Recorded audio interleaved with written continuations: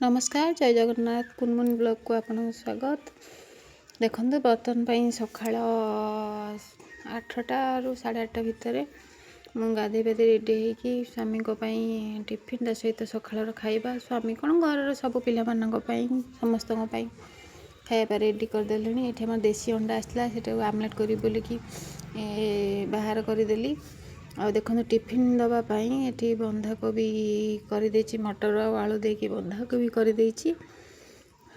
बंधाकोबी आमर ये कम्प्लीट हो गला। आगे बंधाकोबी बसई देती आ सब रेडी करके रखी। आ भितर आमर कलरा आलू काटिदेली। कलरा आलू भजा हम जहाँ भी खाई जी कलरा आलू भजा हम। ये अल्प किसी रसुण आनी कलर रसुण छेचिकी पकड़े मत बहुत भल लगे।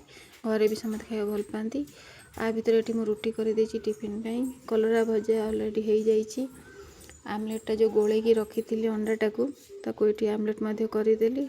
तापर स्वामी बाड़ी देली मुझे भात सहित अंडा आमलेट कलरा भजा ता सहित बंधाकोबी काकुड़ी पियाज और लंका पखाल बाड़ी देवापर सी खाई बसला मु गली मोर टिफिन टिफिन रेडी करने।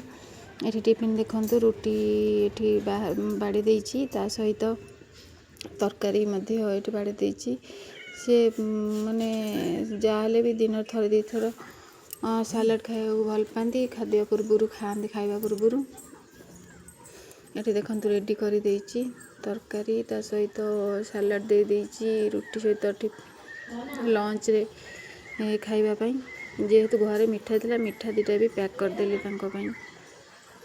मिठा और तरकारी नहीं कि सी बर्तमान जी खाई सारिकी रही। जय जगन्नाथ। आसी नेक्स्ट ब्लॉग को नहीं आसबि।